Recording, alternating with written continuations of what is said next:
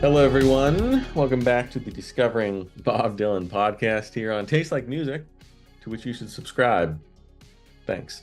I'm Joe. I'm here with Dylan CV as always, and we're talking about Shot of Love, the final chapter in Bob's Christian trilogy, his second 80s solo album. And I'm sad to say that I haven't heard a single Fairlight CMI yet. Bob, what are you doing? Killing me here. Oh no, terrible. I know we're all disappointed in that. Dylan, how are you doing? You said you were excited about this episode. Can I ask why? Well, it's largely an unknown for you outside of a song or two, so that's always exciting to me. And I just think that there's a lot at play here. Again, there's not that much lore really going into the record, but it's still pretty interesting. Unlike Slow Train Coming and Saved, where every song is rooted in his newfound faith, on Shot of Love, he begins reintroducing some secular concepts. And I think consequently, there's a bit more quote unquote fun to be found here musically, which you could also possibly attribute to the first signs of the 1980s production beginning to creep in. He hasn't gone full 80s by any means. Still pretty tame, pretty organic, but there's a little more reverb on those drums and a little more reverb on the vocals. He's really only maybe got like a toe in the water, but it's there if you listen for it. But I'm excited just because there's a lot here to talk about. It's another kind of transitionary record. It's always lumped in with the other two albums as a part of the Christian trilogy, and there's still a decent amount of Christian themes and imagery. But he's beginning to open up again as a lyricist, and even on the next record, Infidels, there's still religious connotations involved. So the whole era isn't as clearly regimented, I think, as some people make it out to be. And this is another case of the studio albums, I think, not necessarily painting the whole picture. I mentioned in the last episode that this is the first album for me that I think drastically suffers from the inclusion of certain songs, the exclusion of certain outtakes and alternate takes. And I sent you a bunch of those. But before I get any further ahead of myself, let's bring it back.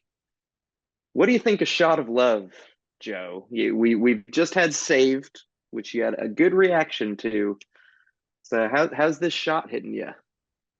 Well, before we jump into that, I think we do need to explain a little bit of how this record came about. Yeah, so he's still Christian for the most part, but there's some changes here, I think. One, he got rid of Jerry Wexler and Barry Beckett. So he's searching for new producers. Kind of a I don't know, it seemed like it was a journey for Bob, like getting the pieces set to make this album.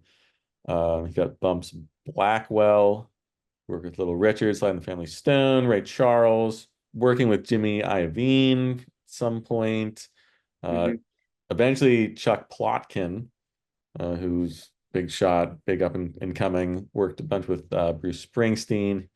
He recorded 8 of the 9 tracks on the album. The only one he didn't was the first track, Shot of Love, which was Bumps Blackwell. And Bob Dylan himself listed himself as a producer. I don't know exactly what he did, but he's on there.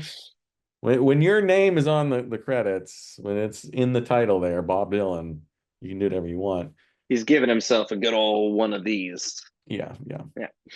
Another strong lineup: Keltner, Drummond, Fred Tackett, Benmont Tench from Tom Petty on keys here, Danny Korchmar on guitar. Bob couldn't find like a studio he liked, so he was kind of journeying all over Los Angeles and eventually settled on Plotkin's Clover Studios in LA. And that's about it. I mean, there's no like crazy lore, like you said, behind this one. There's nothing like super interesting that like, no Scarlet Riviera or anything like that. It's just, it's a Bob Dylan album. He's going through the motions here a little bit. Ringo Starr and Ron Wood stopped by though, so that's fun. They're on a song or two or one or whatever. Yeah, I think this is one where the interest lies much more within the material itself, more so than the story surrounding it. And it's always nice when you have a little bit of both, but I think this is one where it's much more interesting just to listen to the songs, kind of consider both the song choices themselves and the content of the songs. That's where the interest is, and knowing where it falls in this catalog, that's what it is. But yeah, no visions of Jesus coming to him in a hotel room here or anything like that. It was also not the most popular with the critics or the people. Enemy called it his worst album yet. Quote, worst album yet. And Rolling Stone, usually big Dylan backers there. They loved Every Grain of Sand, but that was about it. They did not like the rest. So he's kind of losing the critics, losing the fans, at least at the time. I think most of these, albums retrospectively are probably better than, the critics have to, choose. Like it's like binary for them. It's either like the best ever or it sucks. Like you can't be middle ground with stuff like this. It only went to number 33 in the US, number 6 in the UK. Not bad, but worse in both countries than Saved was. And critics didn't like that one either. So, what do I think? Do I think this is another Saved where, and well, if you haven't seen that episode, you got to go back and check it out to see what I think of the album because it's one of the most underrated albums compared with its critical standing that I've heard in a while. I think it's very good. Do I think Shot of Love is another Saved? No, I don't. Not the way it's constructed, at least in the original vinyl version that only has 9 songs on it. 9, that's very important to remember. But I don't think it's a terrible album. It's obviously not his worst ever. Come on, that's dumb. Enemy. I like Shot of Love. That's the Bumps Blackwell track. I think it's one of his strongest compositions. The mix though is kind of poor. It sounds live. It could use a little more power in the rhythm section. I love the guitar sound and what it's playing, but it's a little, it needs to be a little more prominent in the mix. But I like the gospel, blues rock feel to it. Bob Dylan said it was his most perfect song. Not quite, but it's a good song. It could have been, the fact that and this happens with Bob a lot, you have tracks recorded by different producers in different locations. It doesn't have a great continuity when you have the lead off track sounding nothing like the rest of the songs. So just a suggestion for Bob next time, stop doing that. But it is a good song, solid song, good way to start the album. Kind of downhill a little bit with Heart of Mine. That's has Ringo Starr, Ron Wood on it. I thought it sounded a little reggae. The Bob Dylan book says it's calypso. So okay, calypso it is. It's a little lightweight though. It feels a little anonymous. Feels like something Jimmy Buffett could have knocked out. Probably would have had Ringo Starr on it as well. Property of Jesus, good chorus. I really like the chorus. It's got these billowing horns, a nice peppy rhythm, catchy vocal line, a decent little solo on it. Uh, Here's, I think, where the mix is starting to be a little bit of a problem because I could have used like a 70s quality mix here, and you're not quite getting that. I think the instruments are starting to run together a little bit. There's not as much separation, not quite as clear as it wants to be. I think this would be a really great like 70s song. Throw it on New Morning or something like that. It's a winner. Lenny Bruce. Let's talk about Lenny Bruce. Lenny Bruce is my least favorite Bob Dylan song, perhaps ever. I hate it. I hate it so much. I know it's totally sincere, and I know Dylan, he's a friend of Dylan's and all, but my God, I mean, the lyrics are basically like free form. Like they don't rhyme in any like coherent way. And in fact, like it sounds like an Adam Sandler skit or something, the way like he's stringing these things together. Like it is just atrocious. It should not have been put to music. If he had just recited it, just straight poetry, maybe it works. But oh my God, this that has no place on the album. It totally ruins the entire flow, everything. Our dear friend Jens from Norway is going to be so pleased to hear Jens, who is as big a Dylan fan as there is within our community. That if you donate to the Taste Like Music Patreon, you can become a bigger part of. And yeah, his Lenny Bruce hatred is it's something to behold. I'm very he's gonna be so pleased. I am so pleased. I'll be sure to let him know to check out this segment of the show. Yeah, it sucks. It ruins the whole album for me, basically. Watered down love, kind of anonymous. It's sort of Jesus-y, but it also is kind of secular. And it just, I don't know, some of these like chipper sounding songs, like they're funner, but I think I like the judgmental harshness of, the God that he's singing about on Saved and Slow Train a little bit more than this kind of wishy-washy stuff. Man, you flip to side two, and there's like a hole where a great song should be, but I can't talk about it yet because it does not exist on this album. It should. Man, side two could Yeah. use a banger to start it off. No, we get Dead Man, which is Reggae Bob. It's finally here. Reggae Bob. No, he doesn't do that accent, thank God. Like he sounds totally like Bob, and then it's like kind of reggae in the background, like he wandered into like a Jamaican bar or something and just started singing. Like it doesn't work. It doesn't really work. It's not like horrible though. When sort of inferred that there would be a reggae Bob Dylan song, I thought it would be worse. This is just kind of like vaguely reggae, some reggae rhythms to it, some horns and stuff, but it's not the worst song, but I don't think it does much, and it's not a great side two opener. I'll say that. It could have been what could have been. In the summertime, I don't know.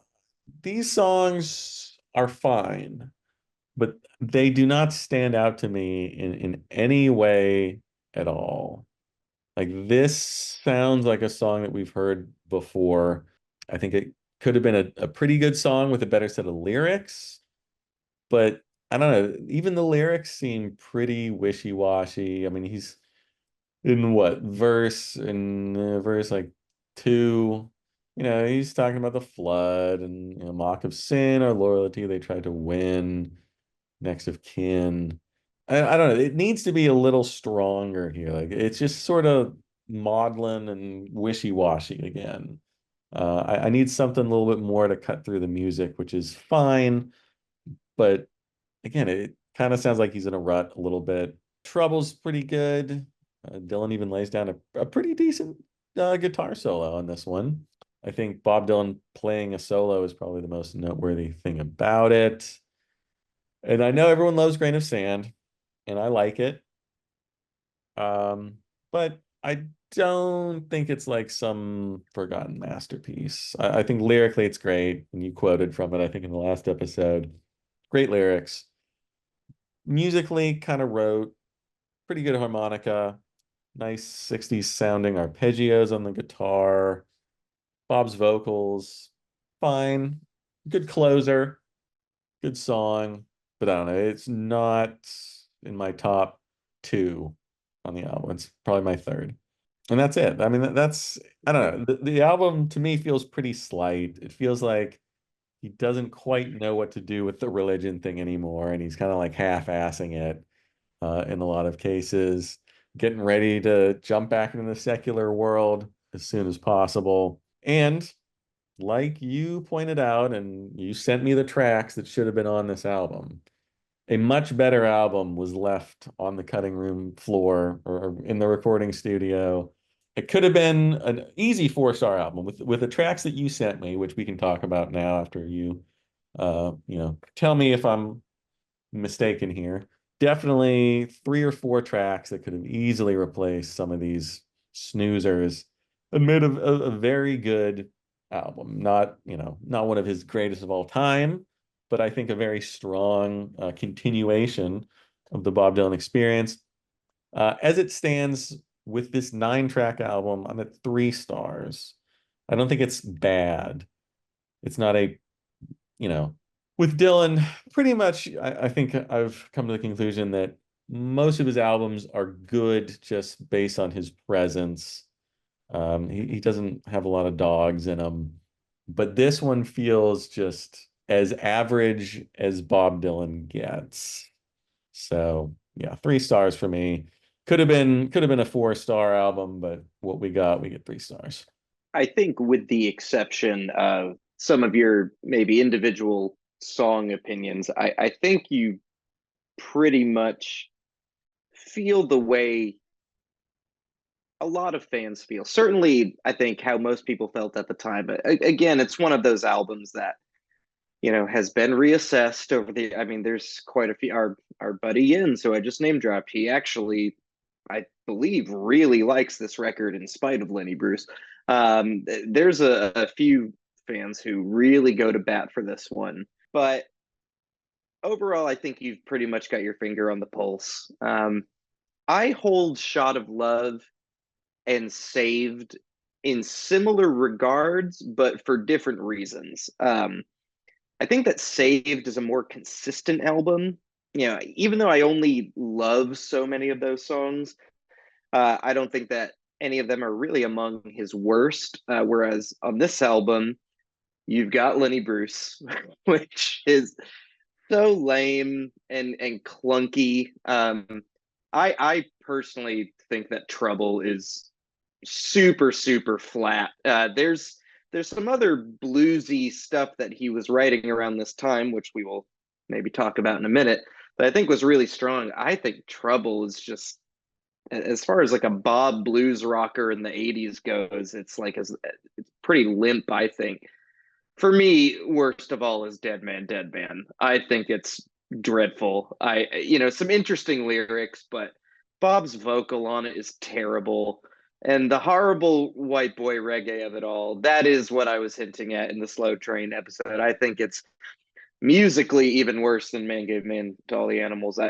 Possibly a bottom 10 Dylan song for me. I can't stand it at all. And it's funny because I've mentioned a few times since Street Legal that we're in my era of my least favorite Bob voice.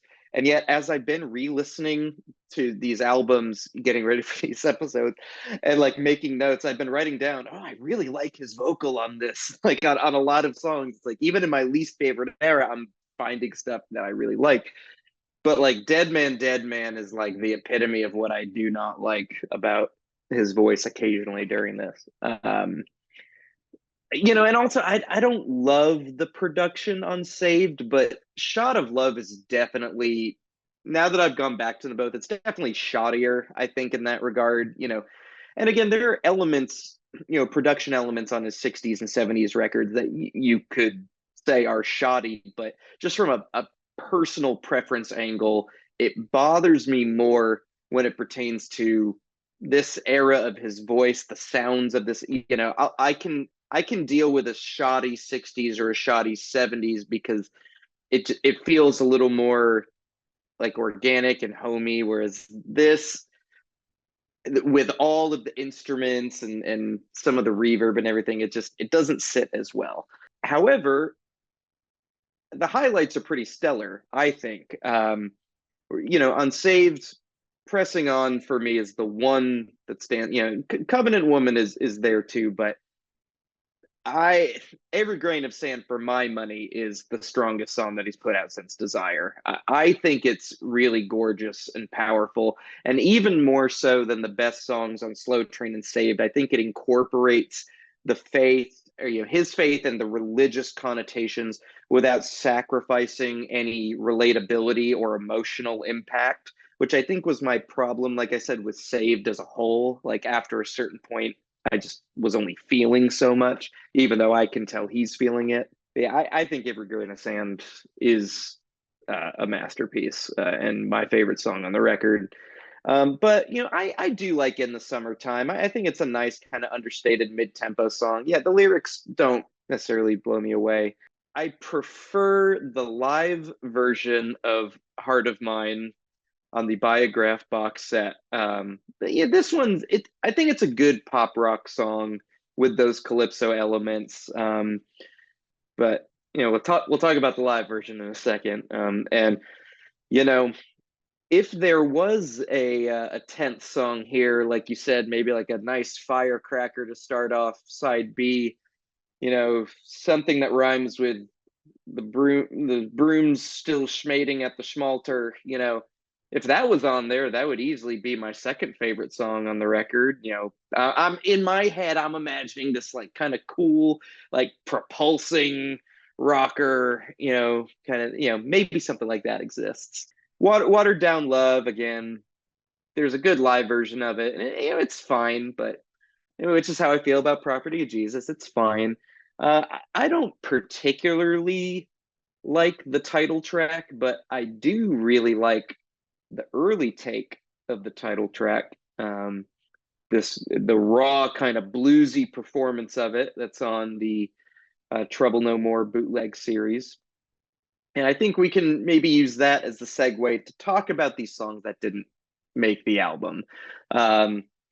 Because for me, mostly it's different songs altogether. But in the case of Shot of Love, like I had never really dug that song. Some good lyrics in it, which is maybe redundant to say about Bob Dylan, but I don't know. It never really stuck with me until I heard, yeah, like it sounds like he's just rehearsing it in the studio with the band, and they sound kind of like they're learning the song, but it just packs more of a punch than when they put even more background singers on it and put the studio sheen on it. Had that kicked off the record, I really liked it. I did make a version of Shot of Love myself, my preferred version of it, which I sent to you. So what do you think about some of these songs? Because I've got a lot of thoughts, but I really want to hear what you feel about these. Well, let's let the cat out of the bag. If The Groom's Still Waiting at the Altar was on this album, even that one song, it raises it at least half a star just by having that song alone. Because that is a killer song. It is my favorite song on this album by a large margin. Uh, So for context, this album was released in 1981. That was the B side, I think, to "Heart of Mine." I might be wrong on the actual song, but it was a B side to a single. Um, and then in '85, I believe, it was tacked on to the cassette tape release as the side B opener, and every single pressing of it, cassette, CD, vinyl, streaming, since then, every version of Shot of Love has The Groom Still Waiting at the Altar. So the first 4 years of its existence, it wasn't there. For all intents and purposes, like I think at this point we can accept it as part of the LP, but it speaks to this larger point of like, okay, there's a sequencing issue, there's a quality control issue, and you see it literally they corrected this album 4 years later. I think they could have corrected it even more, but they at least got that right. Yeah, that would easily be my second favorite to Every Grain of Sand. Just what an awesome song. His voice is so focused on it. I think the background singers sound like that's one where like I think the big kind of echoey reverb works for it. It feels like kind of like you're in a Southern Baptist church. Like it makes you want to get up and feel it in a different way that Saved did. Yeah, it's just a riot. So good. yeah, I the first couple times I listened to the album because on Spotify and streaming, it's there. So it wasn't until after that I realized that this song doesn't exist on this album. And yeah, I mean, Bob obviously fucked that one up. I mean, they fixed it for him. Good job. I don't know who did it. I don't know if they just convinced him that it needed to be on there, but yeah, it basically fixes the album. It's killer horns, the backing vocals, ripping guitar. One of the best Bob vocal performances in a while. And its absence really, yeah, leaves a hole in the album. Some of the other songs that you sent me, the Shot of Love version, I like Shot of Love. I think the one Sure. you sent, the more live version rather than the kind of shoddily produced version, is a little bit better. It doesn't totally make it for me because I think the actual song itself is very solid. I just like kind of the feel of it, even in the studio album version. But I think that one improves it even more. Angelina, I liked a lot. Very loose. It kind of sounds like the band is backing him here. It's kind of like that feel to it. Caribbean Wind, another nice addition. It's been a while since we heard pedal steel on a Bob album. And that was another one.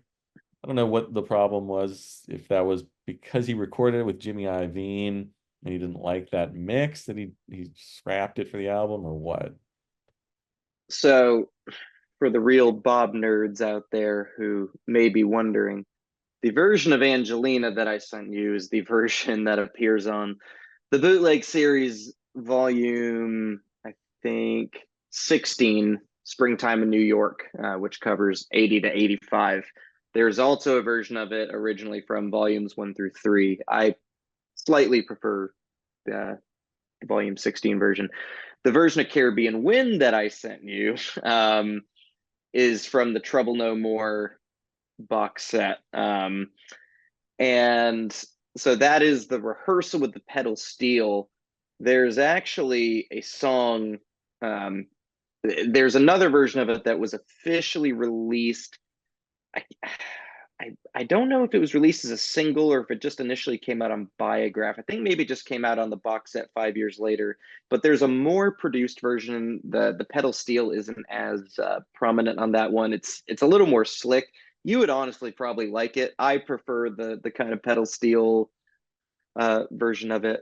But yeah, just to clarify that for any of the Well, of fellow nerds course, out there yes. watching. Wondering which of the 300 versions it was. Yes. As for everything else, I mean, Heart of Mine got a nice live version. It's somewhere. I don't know exactly where. I'm sure you can tell me. New Orleans. New Orleans. I thought that Yeah. was good. I thought You Changed My Life, and I'm not sure where that one came from because that's not one I knew of. Yeah. It's from yeah, bootleg 1 through 3. To me that one is man, I just don't understand like why do you have Lenny Bruce on this album? Why do you have Dead Man Dead Man? Why do you have like You Changed My Life, that rolling propulsive rhythm. Bob sounds so inspired. Every time he hits that chorus, he sounds more and more elated. It sounds more and more like, holy shit, you changed my life. And it kind of fills the same role that a lot of George Harrison's best songs do, where, it's a love song and and it can be about a girl or it can be about God. And Bob is, there's clearly the last verse of it is very religious, obviously. But I mean, I think You Changed My Life is, if that was on the album, it would be my second or third favorite song. And, I think, again, something like Trouble is fine, but like songs like Fur Slippers, Let's Keep It Between Us, like those kind of have that bluesier feel to them that I just think is a lot better. Let's Keep It Between Us as one of my favorite Dylan lyrics that I've rediscovered in a while. It's just backseat drivers don't know the feel of the wheel, but they sure know how to make a fuss. Let's keep it between us. Like, I think that's such a killer line. I mean, Um, the songs that you sent in your Shot of Love, the other Dylan, is what you called this playlist you sent me. they feel like Dylan songs. Some of these songs on that made the album don't really feel like, true Bob Dylan songs. Like they feel like an approximation of Bob Dylan. Like he didn't know what he was doing at this point. Like Trouble, like you said, like it feels like anybody could have done Trouble. And something like Yeah. Caribbean Wind or You Changed My Life feel like Bob Dylan songs. So Yeah. for whatever reason, he left those off and included, Dead Man, and Lenny Bruce sounds like a Bob Dylan song. But it's like the worst, most like cliched version of Bob Dylan. Like that's what I thought Bob Dylan was all about before, we started the series. You put a song on a record with lyrics like never robbed any churches nor cut off any babies' heads. He just took the folks in high places and he shined a light. Like, okay, so you put that on the record, but then you got Caribbean Wind, and then Caribbean Winds Still Blow from Siricao to Mexico, from Chinatown to the Furnace of Desire, and then Distant Ships of Liberty on iron waves so bold and free, bringing everything that's near to me nearer to the fire. It's like, yeah, let's leave that one Which on the back one? burner. It's Like, about even. man, So let's just go with Lenny. You got to get Lenny just on here. just ridiculous. Yeah, maybe we can put it if it's amenable, to you. Maybe we can put the playlist I sent you in the comments and the We will. description below for other. Again, hardcore Bob fans will know all these songs. But even like, and yeah, a song like Trouble, I completely agree with you. But there's even a song like Need a Woman, which is the same sort of like kind of swampy blues rocker, but it just feels more like a Dylan song to me. Like lyrically, it's like, okay, like there's our guy. He could have filled all of these roles. Some of these lame pop song, like, Watered Down Love is fine, but You Changed My Life is so much better. I don't really dig Trouble, but if you dig Trouble, that's great. But I think these other blues songs are way better. I like In the Summertime, but even then, like, if we're talking mid-tempo ballads, let's put this Caribbean Wind on there. Let's put Angelina on there. Um, yeah, it's just that first sign of like, man, I don't know who was making the decisions here. But anyway, yeah, it's a weird record.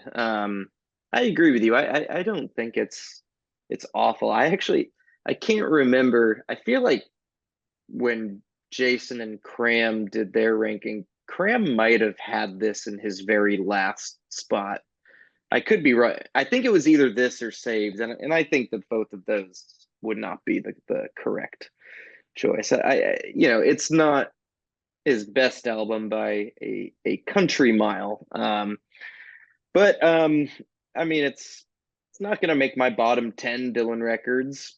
I don't think. I think the good stuff on here is good enough, and it certainly gets worse. But I don't think it gets worse with our next record, Infidels from 1983. Not, I guess kind of a spoiler alert.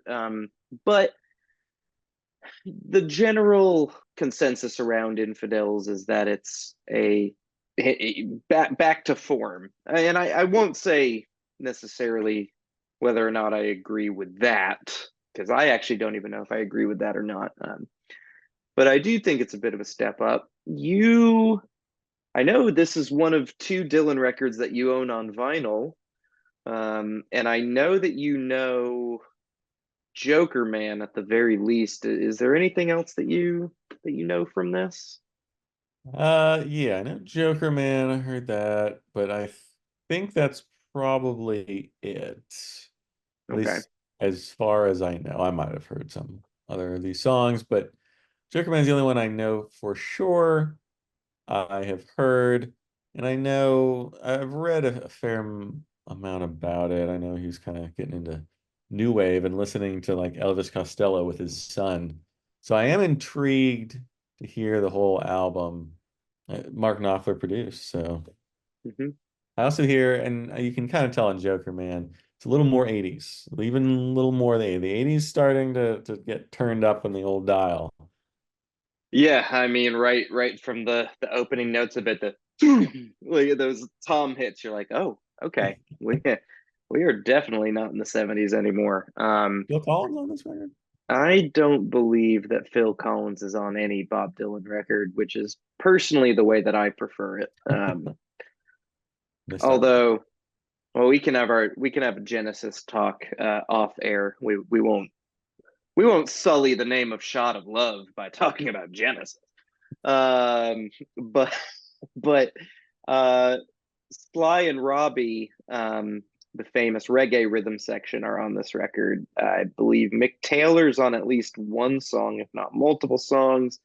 Produced by Mark Knopfler, he plays on all the songs, and yeah, I mean, going into this one, yeah, I would definitely keep in mind on your end that this was at the time considered kind of a comeback of sorts, quote unquote, at least after the last two albums. And that reputation has mostly stood up today. And I know you'll do more research about that, but I want you to keep that in mind because I'm interested to hear what your kind of natural opinion is, but I'm interested just to see if you're able to pick up on exactly what it is that many critics and fans felt made it a comeback or still feel that way or whatever. If you thought Shot of Love could have been improved, wait, I've got another playlist that I'll be sending you for Infidels. This even more so than Shot of Love. Shot of Love, like I said, is the first one.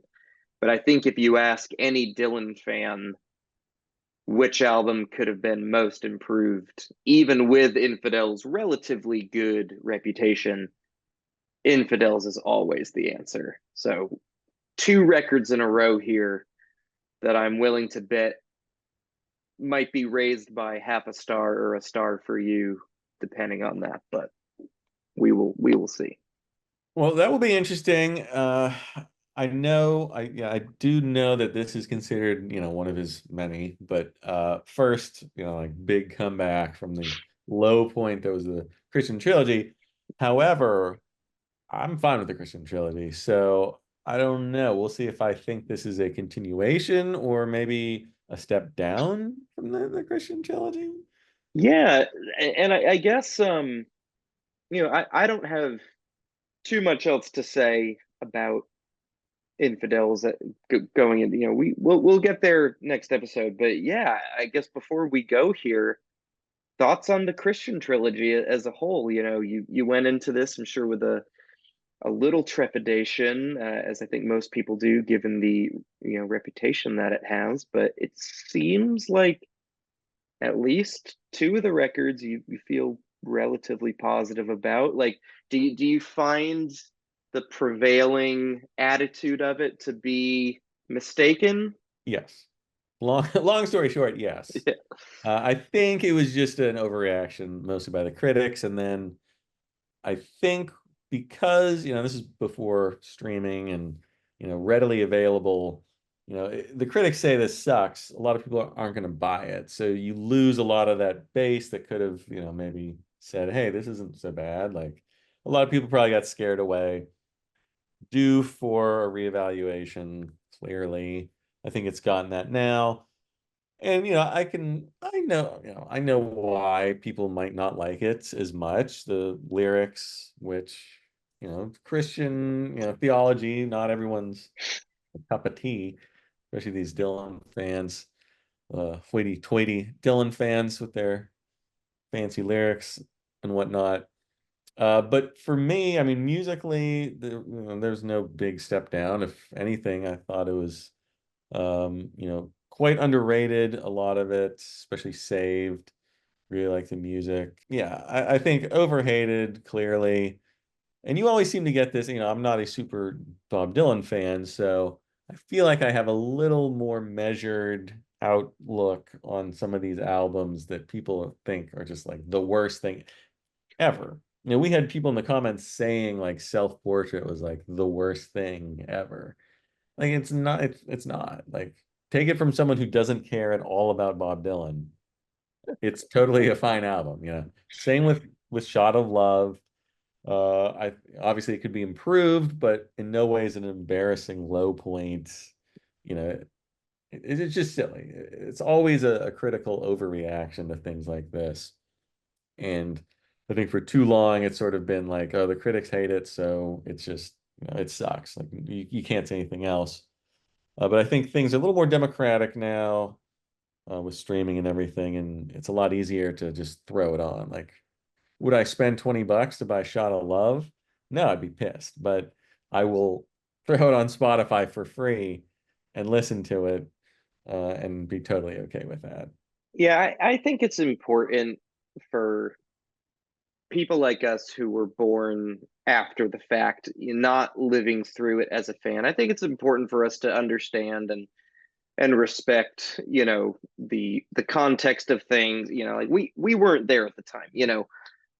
People who look down on self-portrait, and you can even see it in the comments of our self-portrait video. Not that our opinions are invalid looking at it from the way that we're looking at it, but you see in the comment section a lot of people saying like, hey, look, this guy changed everything for us in the 60s, and when this came out it felt like a slap in the face. And I think that's important to understand and to respect. And the same thing with these albums, like, hey, this is the guy who taught me that the times are a changing, and to not criticize what you can't understand, and the face of a movement, the voice of a generation. So for him to go head first into, you know in some ways like a fundamentalist sort of religious direction, like, I completely understand, especially at the time, why people would feel that way, why those opinions would linger. But yeah, our opinions as someone who weren't there, they're still valid in their own ways. Listening to it, in my case, as a huge fan, in your case, not so much, but still someone who's interested and is interested in music history in general, and the people who um, are important to music history, like Bob Dylan. Um, yeah, the reevaluation has been going on for a while.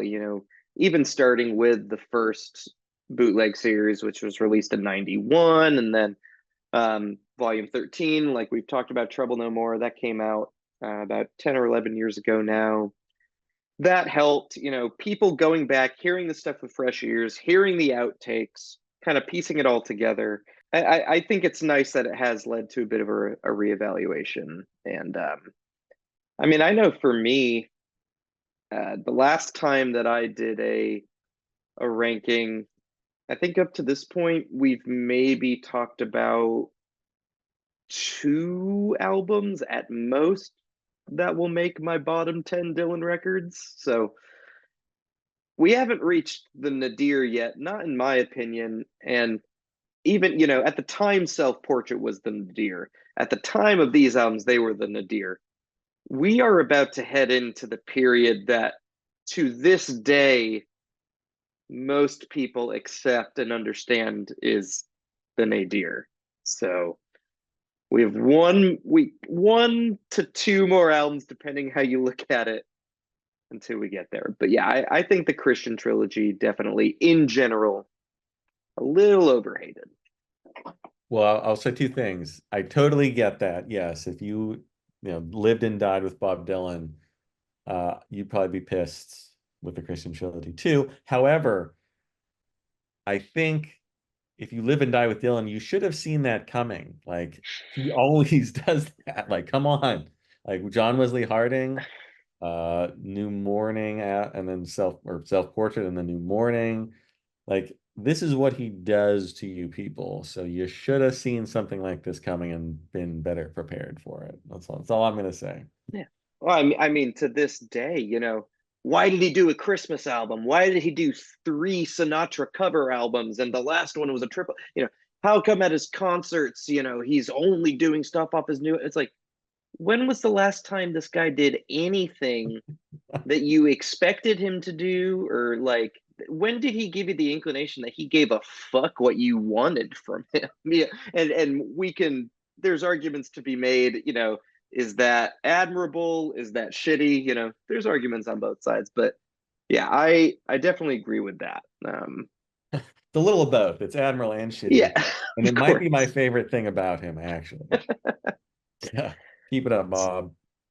So pending re-listens, you're tentatively at saved, slow train coming, shot of love for your yeah, Correct. Yeah. interesting. Nice. I'm a big gospel guy, so I'm going with the most gospel at the Yeah, top. yeah, But we'll see what happens. I mean, this is all, you know, what's the word?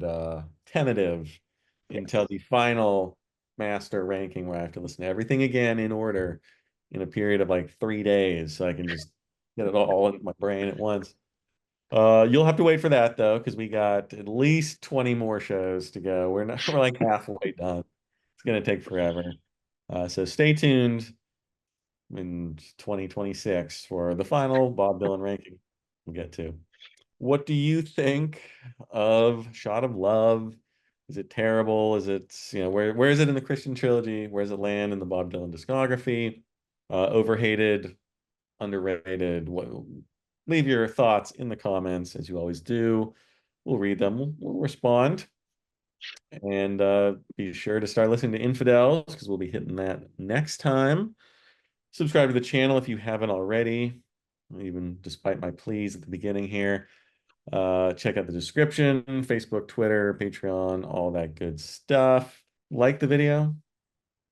Did I say like the video? Yeah, like the You video. did. I already said like the video. Well, maybe you said subscribe. This isn't Like my the job. video. Okay, let's see. Hold on. Like the video, subscribe to the channel, click the bell for notifications, check the description for links to Facebook, Twitter, Patreon, and that's it. There's nothing else for you to do except listen to Infidels, which we will talk about next time on the Discovering Bob Dylan podcast. See you then.